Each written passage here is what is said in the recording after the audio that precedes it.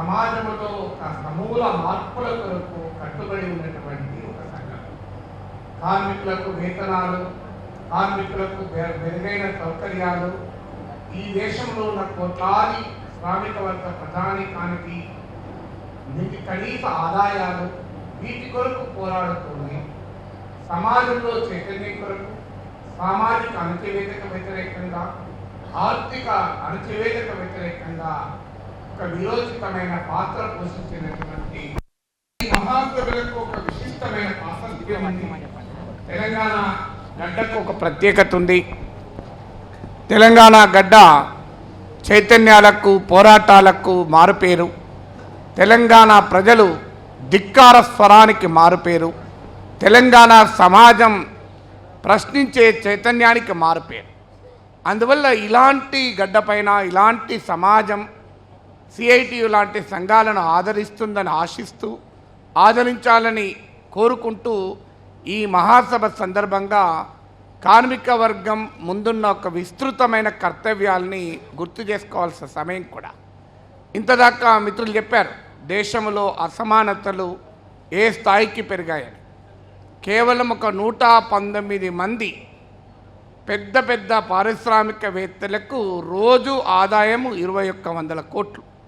కేవలం 119 మంది ఆదాయం, రోజుకు 2100 కోట్లు.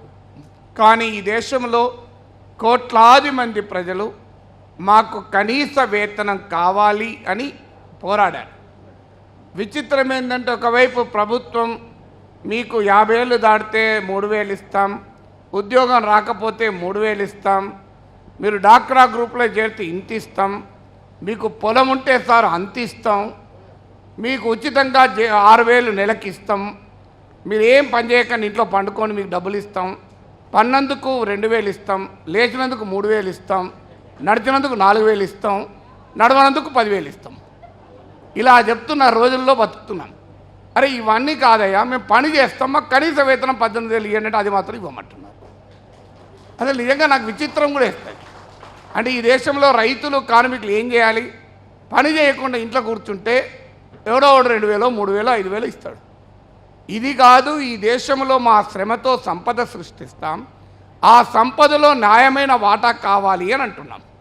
ఆ వాటా మాత్రం మీకు ఇచ్చే ప్రసక్తే లేదు. ఆ సంపదంతా మేము అనుభవిస్తాం. మీకు కావాలంటే బిస్కెట్లు, పిప్పర్మెంట్లు ఇస్తాం 2,000, 3,000. మీరు మా దగ్గర కూడా రావాల్సిన అవసరం లేదు, 5 ఏళ్ళకి ఒకసారి ఓటేస్తే చాలు, మీ అకౌంట్లో డబ్బులు ఇస్తామంటున్నారు. మా అకౌంట్లో డబ్బులు వేయండి సార్, మేము కష్టపడి పనిచేస్తాం, మాకు నెలకో 18,000 అకౌంట్లో వేయండి, అది మాత్రం ఇచ్చే ప్రసక్తి లేదంటున్నారు. అందువల్ల ఈ సమాజం, ఈ లక్షణాలు మీద మనం పోరాడాల్సిన సమయం ఆసన్నమైంది. ఎందుకంటే ఈ మధ్య కాలంలో కార్మిక రంగంలో, ఉపాధి రంగంలో వస్తున్నటువంటి మార్పుల్ని కార్మిక సంఘం కార్యకర్తలుగా అధ్యయనం చేయాలి. దేశంలో కనీ విని ఎరగని రీతిలో నిరుద్యోగం పెరిగింది అని ప్రభుత్వ లెక్కలే చెప్తున్నాయి. National sample survey organization NSSO, ఇది కేంద్ర ప్రభుత్వ మంత్రిత్వ శాఖ, సెంట్రల్ మినిస్ట్రీ ఆఫ్ లేబర్కు అనుసంధానం, మినిస్ట్రీ ఆఫ్ ప్రోగ్రామ్ ఇంప్లిమెంటేషన్కు అనుసంధానంగా ఉంటుంది. వాళ్ళు ఏం చెప్పారు, NSSO వాళ్ళు, 45 ఏళ్లలో ఇంతటి నిరుద్యోగ పరిస్థితి మేము ఏనాడు చూడలేదు అని రిపోర్ట్ ఇచ్చారు. ప్రభుత్వం ఏం చేయాలి? ఆ రిపోర్టు చూసి దానికి పరిష్కారం వెతకాలి. ఈ ప్రభుత్వం ఏం చేసిందంటే రిపోర్ట్ను దాచేసింది. మీరు ఎవరైనా హాస్పిటల్కి వెళ్ళి డాక్టర్ని కలుస్తారు. డాక్టర్ దగ్గరికి వెళ్తే డాక్టర్ ఒక టెస్ట్ రాస్తాడు, అయ్యా ఎక్స్రే తీసుకొని రా బాబు అని. ఎక్స్రేలో గడ్డ ఉన్నదని తేలుతుంది. ఏం చేస్తాడు? గడ్డకు ఆపరేషన్ చేస్తాడు. కానీ ఈ డాక్టర్ ఏం చేశాడు? ఎక్స్రే తీసి దాచిపెట్టేసిందట. అది ఎవరికి చూపెట్టను ఏనంటాడట. నువ్వు ఎక్స్రే చూపెట్టకపోతే గడ్డ తగ్గుతుందా? కానీ ఆ నివేదిక మేము చూపెట్టమన్నారు. మరి ఏమైంది? మరి ఇంత నిరుద్యోగం పెరిగింది కదా అంటే, మన మోడీ గారు ప్రధానమంత్రి జీ టెలివిజన్లో ఒక విచిత్రమైన లాజిక్ చెప్పాడు. ఏ దేఖియే, ఏ జీ న్యూస్ కే సామ్నే कोई ना कोई पकौड़ी बेचते हैं, वो रोजगार नहीं है क्या అన్నాడు. అంటే పకోడీలు ఎవడోడు అమ్ముకుంటాడు కదా, అది ఉపాధి కాదా అన్నాడు. ఈ పకోడీకి మూకుడు మోడీ ఇవ్వలే, నూనె మోడీ ఇవ్వలే, శనగపిండి మోడీ ఇవ్వలే, ఉల్లిగడ్డ మోడీ ఇవ్వలే, తినడానికి పేపర్ ప్లేట్ మోడీ ఇవ్వలే, చట్నీ కూడా మోడీ ఇవ్వలే. కానీ నేనే కల్పించిన ఉపాధి అంటున్నాడు. అరే వాడు పక్కోడు వేసుకుంటే నీ మధ్యలో నీకేంటి క్రెడిట్? అయినా ఈ దేశంలో యువతరం అంతా మోడీ గారికి ఓటేసింది పక్కోడీలు అమ్ముకోవటానిక? పక్కోడీలు అమ్ముకోవడానికి మోడీ ఎందుకండి? ఎవడు ప్రధానమంత్రి లేకపోయినా పక్కోడీలు అమ్ముకోవచ్చు. పక్కోడీలు అమ్ముకోవడానికి మోడీ అవసరం లేదు, రాహుల్ గాంధీ అవసరం లేదు, నాగేశ్వర అవసరం లేదు. ఏం పక్కోడీలు అమ్మడం ఏమన్నా పెద్ద గొప్ప టెక్నాలజీ? అమెరికా బజ్జీలు టెక్నాలజీ? అంటే ఈ దేశంలో యువతరానికి ఒక నూతన భారతదేశం నిర్మిస్తానని చెప్పి అధికారంలోకి వచ్చారు. న్యూ ఇండియా ఏంటంటే పకోడీలు అమ్మడం. ఇది న్యూ ఇండియా పకోడీలు అమ్మేదే న్యూ ఇండియా అయితే ఆ న్యూ ఇండియా మాకు వద్దు, మాకు ఓల్డ్ ఇండియానే చాలు అంటాను. మరి ఈ రకమైనటువంటి ఎంప్లాయ్మెంట్ ట్రెండ్స్ అంటే ఒకవైపు ఈ దేశంలో నిరుద్యోగం ఉందా అంటే అండర్ ఎంప్లాయ్మెంట్ అంటే చాలని ఉద్యోగం, అసంతృప్తి చెందే ఉద్యోగం, డ్యూరబుల్ కాదు అంటే ఇవాళ కన్స్ట్రక్షన్ రంగంలో ఎంప్లాయ్మెంట్, ఆ బిల్డింగ్ కట్టినంతసేపు ఎంప్లాయ్మెంట్, తర్వాత ఎంప్లాయ్మెంట్ ఉండదు. క్యాజువల్ అండ్ కాంట్రాక్చువల్ ఎంప్లాయ్మెంట్ ఇవాళ ప్రభుత్వంలో నియర్లీ 50% దాటిపోయింది. 70% వరకు కాంట్రాక్ట్ అండ్ క్యాజువల్ ఎంప్లాయ్మెంట్ వచ్చేసింది. ఇష్టం వచ్చినట్టుగా ఎంప్లాయ్మెంట్ తొలగించడం. ఇవాళ బిఎస్ఎన్ఎల్ చూస్తున్నాం, 54,000 మంది ఉద్యోగుల్ని రోడ్డు మీద పడేసి వెళ్ళిపోమంటున్నారు. ఏంటి బిఎస్ఎన్ఎల్లో ప్రాబ్లం? బిఎస్ఎన్ఎల్కు 20,000 కోట్ల అప్పులున్నాయి. బిఎస్ఎన్ఎల్కి 20,000 కోట్ల అప్పులున్నందుకేమో దాన్ని మూసేస్తామంటారు. మీకు విచిత్రం ఏంటంటే జియోకు అలాగే ఎయిర్టెల్కు వీళ్ళకు లక్షల కోట్ల అప్పులున్నాయి, వాళ్ళు మాత్రం ఉండాలంటారు. ఇలా జెట్ ఎయిర్వేస్ మొత్తం మూతపడింది, రోడ్డు మీదకి వచ్చారు. మరి అంతకుముందు కింగ్ ఫిషర్ ఎయిర్లైన్స్ మూతపడ్డది. విజయవాడ ఎక్కడున్నాడు? హాయిగా లండన్లో బ్రహ్మాండంగా బతుకుతున్నాడు. అంటే ఈ స్థాయిలో ఈ దేశంలో ఉపాధి రంగం ఉంది. ఇలా ఉంది అంటే మీకు ముద్రా యోజన ఇస్తాం కదా అన్నారు. ముద్రా యోజన కింద కోట్లాది మందికి లోన్లు ఇచ్చామన్నారు. నాలాంటి డౌట్ వచ్చి ఆ ముద్రా యోజనలో ఎంత ఇచ్చారో లెక్కలేసిన. ఎంత ఇచ్చారంటే ఎవరేజ్ లోను 29,000. 29,000తో పరిశ్రమ పెట్టి ఆ పరిశ్రమలో 10 మందికి ఉపాధి కల్పిస్తారట. ఇది ప్రభుత్వం చెప్పేది. పెద్దలు సుధీర్ రెడ్డి గారు ఉన్నారు, అడగాలి. ఆయన ఇండస్ట్రీ పెట్టడానికి 29,000 ఖర్చు అయిందా? 29,000తోనే చర్లపల్లిలో ఇండస్ట్రీ పెట్టాల్సి వస్తే మీరందరూ ఇండస్ట్రీస్ పెడతారు. అరే 29 నాకు అప్పుడు అర్థమైంది, ఈ 29,000తో పకోడీలు మాత్రం గ్యారంటీగా అమ్మచ్చు. అదే ఆయన చెప్పేది. ఎందుకంటే 29,000 కన్నా ఎక్కువ కాదు ఖర్చు. ఎందుకంటే ఆ పుష్ కార్టు ఇట్లా దొబ్బేటువంటి బండి కావాలి, అది రెంట్కి తీసుకోవచ్చు. మూకుడు, శనగపిండి, ఉల్లిగడ్డ, నూనె, గ్యాస్ స్టవ్ ఇవన్నీ 29,000కి వస్తాయి. అంటే ముద్రా యోజన కింద కల్పించే ఉద్యోగాలు ఇవి. అందువల్ల ఈ ఎంప్లాయ్మెంట్ ట్రెండ్స్కి వ్యతిరేకంగా ఎలా పోరాడాలి? ఎందుకు పోరాడాలి? ఒక 10,000 మంది కార్మికులు ఉన్నారనుకోండి, ఆ కార్మికుల స్ట్రెంగ్త్ ఏం చేస్తుందంటే జీవన ప్రమాణాలు పెంచుతుంది. ఒక్కసారి కార్మికుల స్ట్రెంగ్త్ తగ్గితే, కార్మికులు అసంఘటితమైపోతే కార్మికుల జీవన ప్రమాణాలు పెరగటానికి అవకాశం ఉండదు. ఇది చరిత్ర చెప్పినటువంటి వాస్తవం. నేను సింగరేణి కాలనీస్ ప్రాంతం నుంచి వచ్చాను. నేను విద్యార్థిగా ఉన్న రోజుల్లో 1,20,000 1,30,000 మంది ఉద్యోగులు ఉంటారు. అప్పుడు బ్రహ్మాండంగా ఆసుపత్రులు ఉండేవి, కార్మికులకు పాఠశాలలు ఉండేవి. నేను కూడా సింగరేణి కాలనీస్ పాఠశాలలో చదువుకున్నాను. నేను చదువుకున్న సింగరేణి కాలనీస్ పాఠశాలకు ఈ మధ్య చీఫ్ గెస్ట్గా నేను వెళ్ళాను. వెళితే నాకు బాధ అనిపించింది. ఆ స్కూల్లో 200 మంది పిల్లలు కూడా లేరు. చాలా శిథిలమైన పరిస్థితిలో ఉంది. ఎందుకుంది అంటే సింగరేణి కాలనీస్లో 1,20,000 మంది కార్మికులు తగ్గి సగం కన్నా ఎక్కువ ఇంటికి పోయారు. ఉన్న వాళ్ళలో ఎక్కువ మంది కాంట్రాక్ట్ ఉద్యోగులు. అందుకే వాళ్ళకి అడిగే శక్తి తగ్గింది. యాజమాన్యం, అది ప్రభుత్వ రంగంలో ఉన్న యాజమాన్యం చేసిన పనేది. అందువల్ల ఈ ట్రెండ్స్కి వ్యతిరేకంగా ఒక బలమైన కార్మికోద్యమాన్ని ఎలా నిర్మిస్తాం? ఈ నిర్మించడం ద్వారా కోట్లాది మందికి జీవన భద్రత ఇవ్వడమే కాదు, జీవన ప్రమాణాలు పెంచడం అనేది ఒక కీలకమైన అంశం. కోట్లాది మంది ప్రజలకు ఆదాయాన్ని కల్పించినప్పుడు ఈ దేశంలో పరిశ్రమలు కూడా బాగుపడతాయి. మనం ఈ చర్లపల్లి ఇండస్ట్రియల్ ఎస్టేట్లో ఉన్న యాజమాన్యాలకు కూడా చెప్పాల్సింది ఏంటంటే, అయ్యా కార్మికుల జీవన ప్రమాణాలు పెంచమని మేము ఎందుకు అడుగుతున్నాం? ఇప్పుడు ఉదాహరణకు 10,000 వేతనం వచ్చే కార్మికుడికి అదనంగా 2,000 పెరిగిందనుకోండి. ఆ 2,000తో అతను స్విస్ బ్యాంకులో అకౌంట్ ఓపెన్ చేస్తాడా? సింగపూర్కి ఏమైనా యాత్రలకు పోయేస్తాడా? ఆ 2,000తో ఇంత బియ్యం ఎక్కువ కొనుక్కుంటాడు, పప్పు ఎక్కువ కొనుక్కుంటాడు, ఇంత నూనె ఎక్కువ కొనుక్కుంటాడు, సబ్బులు ఎక్కువ కొనుక్కుంటాడు. అంటే అర్థం ఏంటి? ఒక సగటు కార్మికునికి 2,000 వేతనం పెరిగిందంటే ఈ దేశంలో బియ్యానికి డిమాండ్ పెరుగుతుంది, పప్పులకు డిమాండ్ పెరుగుతుంది, పళ్ళకు డిమాండ్ పెరుగుతుంది, నూనెకు డిమాండ్ పెరుగుతుంది, సబ్బులకు డిమాండ్ పెరుగుతుంది. అంటే అర్థం ఏంటి? కార్మికుల జీతాలు పెంచడం అనేది ఆర్థిక వ్యవస్థలో డిమాండ్ను సృష్టించి పరిశ్రమలు అభివృద్ధి అవ్వటానికి కారణమవుతాయి. అందువల్ల ఇవాళ సిఐటియు లాంటి కార్మిక సంఘాలు, మాలాంటి వారు కోట్లాది మంది ప్రజలకు మెరుగైన వేతనాలు కావాలి అని ఎందుకంటున్నాయంటే, ఈ మెరుగైన వేతనాలు రావడం వల్ల వీళ్ళందరూ కూడా కొనుగోలుదారులై ఆ కొనుగోలు శక్తి పరిశ్రమల అభివృద్ధికి కారణమవుతుంది. అందువల్ల భారతదేశం అద్భుతంగా పారిశ్రామికీకరణ చెందాలి అంటే కార్మికుల జీవన ప్రమాణాలు పెరగాలి. కార్మికుల జీవన ప్రమాణాలు పెరగాలంటే సిఐటియు లాంటి సంఘటిత కార్మిక సంఘాల అభివృద్ధి కావాలి. అందువల్ల ఇలా సిఐటియు లాంటి సంఘాల అభివృద్ధి కావాలి.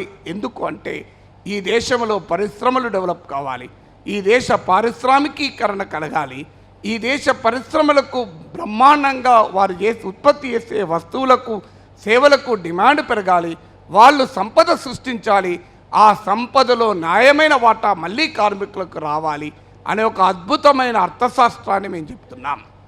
అందువల్ల ఇవాళ ఈ సిఐటియు రాష్ట్ర మహాసభల్ని జయప్రదం చేయడం ద్వారా తెలంగాణ ఆర్థిక వికాసానికి, తెలంగాణ పారిశ్రామిక పురోగతికి, తెలంగాణలో కోట్లాది శ్రమజీవుల జీవన ప్రమాణాలు పెరగటానికి ఈ మహాసభకు లింక్ ఉంది. అయితే ఈ బలమైన ఉద్యమం మనం నిర్మించాలి అంటే అనేక అడ్డంకులు. ఒక ప్రధానమైన అడ్డంకి ఆర్థిక విధానం.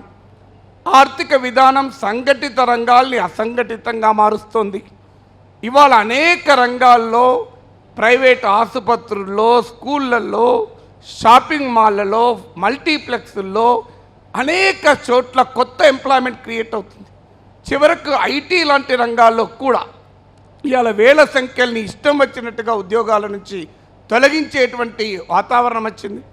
అందువల్ల ఈ సంఘటిత రంగాన్ని అసంఘటితంగా మారుస్తున్న ఈ ఆర్థిక పరిణామాలకు వ్యతిరేకంగా పోరాడాలి. మరో ముఖ్యమైన ధోరణి ఏంటంటే కార్మికులందరూ ఐక్యం కావాలి అని మనం చెప్తుంటే, బలమైన కార్మిక ఐక్యతను తేవాలి అనుకుంటే ఈ లోపల యోగి ఆదిత్యనాథ్ లాంటి వచ్చి ఈ కార్మికుల్లో అలీ ఎవరు, బజరంగ్ బలి ఎవరు తేలిపోండి అని చెప్తాడు. అంటే కార్మికులందరూ కలిసి మాకు కనీస వేతనాల కొరకు కొట్లాడాల్సింది పోయి అలీ కార్మికులు బజరంగ్ బలి కార్మికులుగా విడిపోతారు. విడిపోతే కార్మికుల వేతనాలు పెరుగుతాయా? లేదంటే మధ్యలో ఆవు వస్తుంది, ఈ ఆవు చుట్టూ రాజకీయం తిరుగుతుంది. ఆవు లేకపోతే రాముడు వస్తాడు, రాముడి చుట్టూ రాజకీయం తిరుగుతుంది. ఇది కాకపోతే పుల్వామా వస్తుంది, బాలాకోట్ వస్తుంది. ఇక కార్మికులు వేతనాలు పెరగడము, జీవన భద్రత, ఉపాధి కల్పన ఇవన్నీ పక్కకు పెట్టి పుల్వామా చుట్టూ, బాలాకోట్ చుట్టూ, ఆవు చుట్టూ, రాముని చుట్టూ, ఇక అలీ బజరంగ్ బలీల చుట్టూ కొట్లాడుకుంటూ ఉంటారు. ఈ కొట్లాడడం వల్ల ఎవరికి లాభం? ఈ దేశంలో ఉన్న బడా కార్పొరేట్ యాజమాన్యాలకు లాభం. ఎవరికి నష్టం? ఈ దేశంలో ఉన్న కోట్లాది మంది కార్మికులకు నష్టం. అందువల్ల సిఐటియు లాంటి కార్మిక సంఘాల ముందున్న సవాల్ ఏంటంటే కార్మిక వర్గ ఐక్యతను, ప్రజల ఐక్యతను విచ్ఛిన్నం చేసే కుల, మత, ప్రాంతీయ ఉన్మాదాలకు వ్యతిరేకంగా ఒక సమరశీలమైన పోరాటం జరపాలి. చివరగా ఇవాళ కార్మికోద్యమానికి పెద్ద సవాల్ నా దృష్టిలో ఫ్యాక్టరీలో సంఘంలో ఉంటున్నారు, బ్యాంకుల్లో సంఘంలో ఉంటున్నారు, బీమా కంపెనీలో సంఘంలో ఉంటున్నారు. కానీ ఇంటికి వచ్చాక మాత్రం ఆ చైతన్యం ఉండడం లేదు. ఫ్యాక్టరీలో పనిచేసినంతసేపు ఈ ఆర్థిక విధానాలకు వ్యతిరేకంగా ఉపన్యాసాలు ఇస్తారు. బ్యాంకుల్లో ఉద్యోగం చేసినప్పుడు ఈ ఆర్థిక విధానాలకు వ్యతిరేకంగా ఉపన్యాసాలు ఇస్తారు. కానీ ఇంటికి వచ్చాక ఈ ఆర్థిక విధానానికి ప్రాతినిధ్యం వహించే రాజకీయాల వైపే ఉంటారు. ఇది మారకుండా ఈ ఎమినెంట్ డిస్కనెక్ట్ అంటే ఆఫీసులో, వర్క్ ప్లేస్లో ఒక చైతన్యం, ఇంట్లో ఒక చైతన్యం. ఈ వర్క్ ప్లేస్ చైతన్యానికి, ఇంట్లో చైతన్యానికి వర్క్ ప్లేస్లో ఉండే రాజకీయ సామాజిక చైతన్యానికి, ఇంటి వద్ద ఉండే రాజకీయ సామాజిక చైతన్యానికి మధ్య ఉన్న ఈ విభజనే ఈ దేశంలో కార్మిక వర్గ పోరాటాలకు రాజకీయ పటిమ లేకుండా చేస్తోంది. పొలిటికల్ స్ట్రైకింగ్ పవర్ ఎందుకు లేదు ఈ దేశంలో వర్కింగ్ క్లాస్ మూమెంట్ కంటే? వర్కింగ్ క్లాస్ ఏమవుతుందంటే వర్క్ ప్లేస్లో బ్రహ్మాండమైన సోషల్ పొలిటికల్ కాన్షియస్నెస్ చూపుతున్నారు, సామాజిక ఆర్థిక చైతన్యాన్ని చూపుతున్నారు. మళ్ళీ ఇంటికి వచ్చాక ఆ చైతన్యానికి విరుద్ధంగా ప్రవర్తిస్తున్నారు. దీనికి కారణం ఏంటంటే వారిపైన ఒక బలమైన సైద్ధాంతిక ప్రభావం ఇవాళ ఒక మీడియా ద్వారానో సోషల్ మీడియా ద్వారానో ఇవాళ ఒక బలమైన ప్రభావం పడుతుంది. సిఐటియు మీటింగ్ ఉంది అంటే రావడానికి సిద్ధంగా లేరు. వాట్సాప్లో సంభాషించుకోవాలి, ఫేస్బుక్లో ముచ్చటించుకోవాలి, ఇన్స్టాగ్రామ్లో ఫోటోలు పెట్టుకోవాలి. అందుకే నేను చాలా మీటింగులో గమనిస్తా, కనబడ్డ వాళ్ళే 20 ఏళ్ళుగా కనబడుతున్నారు. 20 ఏళ్ళ కింద ఎవరైతే ఉన్నారో వాళ్ళే అన్నా నమస్తే అనుకుంటూ వస్తున్నారు. సో వాళ్ళ ఎంటికలు తెల్లబడ్డాయి, నా ఎంటికలు తెల్లబడ్డాయి. కానీ 30 ఏళ్ళ లోపోలు ఎంతమంది వస్తున్నారు? 35 ఏళ్ళ లోపోలు ఎంతమంది వస్తున్నారు? ఈ దేశ ప్రజల్లో 70% బిలో 35. మరి ఆ 35 ఇయర్స్ లోపోలు 30 ఇయర్స్ లోపోలు మనలో ఎంతమంది ఉంటున్నారు? అందువల్ల ఈ యంగర్ వర్కింగ్ క్లాస్ మరింత ఎపొలిటికల్గా, రాజకీయాలకు దూరంగా, సామాజిక చైతన్యానికి దూరంగా తమదైనటువంటి ప్రపంచంలో విహరిస్తూ ఉన్నారు. వీళ్ళందరినీ కూడా సంఘటిత కార్మికోద్యమ ప్రాధాన్యతను కన్విన్స్ చేసి వారిని సంఘటిత కార్మికోద్యమ రాజకీయ చైతన్యాన్ని కలిగించడం ఒక పెద్ద సవాల్. ఇలాంటి సవాళ్ళను ఎలా ఎదుర్కోవాలి, ఇలాంటి సవాళ్లకు కార్మిక వర్గాన్ని ఎలా సమాయుక్తం చేయాలి అనే ఆలోచించటానికి జరుగుతున్న మహాసభలు ఇవేవో కాలక్షేపానికి జరుగుతున్న మహాసభలు కాదు. నేను ఇప్పటిదాకా చెప్పిన రాజకీయ సామాజిక లక్ష్యాలను సాధించడం కొరకు ఒక బలమైన కార్మికోద్యమాన్ని ఎలా నిర్మించాలి, దీనికి అడ్డంగా వస్తున్న అవరోధాలను ఎలా అధిగమించాలి అనేటువంటి ఒక విస్తృతమైన ఆలోచనలను పంచుకోవటానికి ఈ వేదిక మహాసభ. అలాంటి మహాసభను విజయవంతం చేయడం మన అందరి బాధ్యత. అందువల్ల ఈ వేదిక ద్వారా హైదరాబాద్ ప్రజానీకానికి, మేడ్చల్ ప్రజానీకానికి, ఈ సమాజంలో ఉన్న పెద్దలకు, పుర ప్రముఖులకు అందరికీ కూడా సిఐటియు రాష్ట్ర 3వ మహాసభల్ని విజయవంతం చేయవలసిందిగా విజ్ఞప్తి చేస్తూ, వీటిని విజయవంతం అయ్యేందుకు నా వంతు కృషిని కూడా పాటిస్తానని మరొక్కసారి మీకు వాగ్దానం ఇస్తూ సెలవు తీసుకుంటాను.